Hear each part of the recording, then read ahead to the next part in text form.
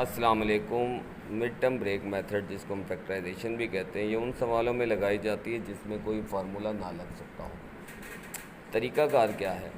तो सबसे पहले क्या करें, आप कोफिशिएंट ऑफ एक्स स्क्वायर को मल्टीप्लाई करेंगे कांस्टेंट के साथ। तो यहाँ पर इस सवाल में 10 मल्टीप्लाई बाई 12 120, ये वो स्टेप्स हैं जो आपने साथ साथ दिमाग में चलाते रहना है रफ वर्क में सर।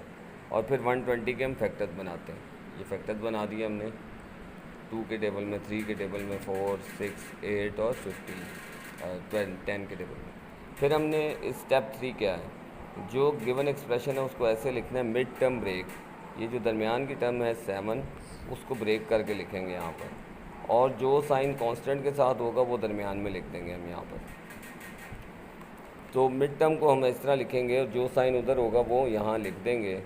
और अब इनमें से देखेंगे कि कौन से फैक्टर्स इस कंडीशन को सेटिस्फाई करते हैं। जैसे यहाँ 7 आना है, तो कौन से ऐसे फैक्टर हैं जिनको माइनस करें तो 7 आए।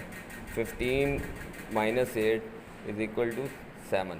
तो यहाँ 15 माइनस 8 मैंने लिख दिया। और इसके बाद फिर हमने जो है बहुत ध्यान से, जब भी बाहर माइनस होगा तो साइन ब्रैकेट खोलेंगे तो साइन चेंज हो जाएंगे। -15x प्लस 8x और -12। फिर इसके बाद हम कॉमन लेंगे। कॉमन के अंदर ये याद रखना है SCV, साइन कोफिशिएंट देखना है, कोफिशिएंट के अंदर HCF लेना है और वेरिएबल के अंदर लीस्ट पावर लेनी है। जैसे यहाँ पर अगर आप देखें 10 और 15 का HCF लेंगे तो 5 आ जाएगा।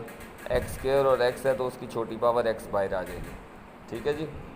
तो यहाँ से आपके पास 5 2 द 10 और साथ x बच जाएगा, -5 3 द 15 और साथ x। इसी तरह यहाँ से +4 कॉमन आएगा क्योंकि 8 और 12 का HCF होगा 4, और वेरिएबल चूँकि दोनों में नहीं है लिहाजा इसीलिए सिर्फ 4 कॉमन आएगा। और 4 2 द 8 और साथ x आ जाएगा, और -4 3 द 12। यहाँ पर आपके पास, यहाँ से आप देख सकते हैं कि इन दोनों में से ये कॉमन आ रहा है। 2x -3 वो अलहदा लिख दिया और 5x + 4 अलहदा आ गया। तो उम्मीद है आपको ये समझ आ गई होगी। अगर कोई पूछना हो तो साथ साथ कमेंट्स में पूछ लें।